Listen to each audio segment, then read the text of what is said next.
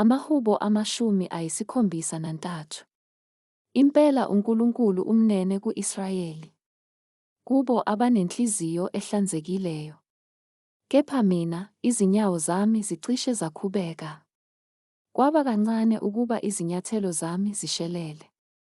Ngokuba ngaba nomhawu ngabazidlayo, lapho ngibona ukubusa kwababi. Ngokuba abanabuhlungu kuze kube sekufeni kwabo, namandla abo aqinile. Abahlupheki njengabanye abantu, abahlushwa njengabanye abantu. Ngakho-ke iqholo lingumnaka wabo, indluzula ibembesa njengengubo. Amehlo abo aphinqekile ngokunona. Imicabango yenhliziyo iyachithima. Bayaklolodela, ebubini bakhuluma ngokukhahla.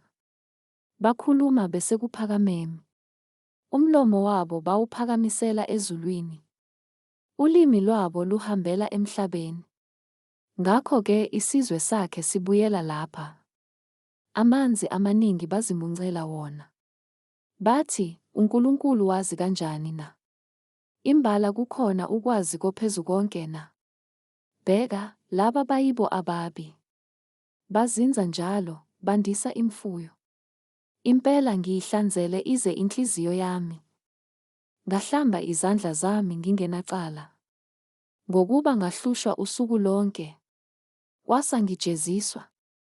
Uma bengithe, ngizakukhuluma kanjalo, bheka, ngabe ngisikhohlisile isizukulwane sabantwana bakho.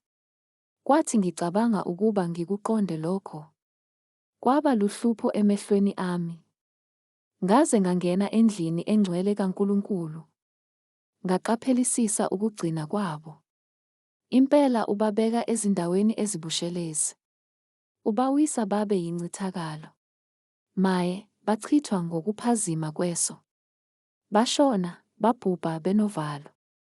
Njengephupho ekuphaphameni, Nkosi. Uyakudelela umfanekiso wabo ekuvukeni kwakho. Kwathi inhliziyo yami yaba nomunyu. Kuhlaba ezinsweni zami. Ngaba yisiphukuphuku. Angaqonda lutho. Ngaba yisilwane kuwe. Kepha mina ngiyakube ngikuwe njalo. Ungibambile ngesandla sami sokunene. Uyakungihola ngesiluleko sakho. Andukuba ungamukele enkazimulweni. Nginobani ezulwini na? Uma nginawe, angifuni lutho emhlabeni. Inyama yami nenhliziyo yami iyaphela.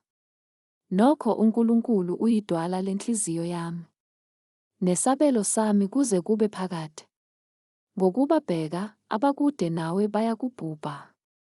Uyabachitha bonke abahlubukayo kuwe ngokuphinga. Kepha mina kungilungele ukusondela kuNkulunkulu. Ngenzile iNkosi uJehova ibe yisiphephelo sami, ukuze ngishumayele zonke izenzo zakho.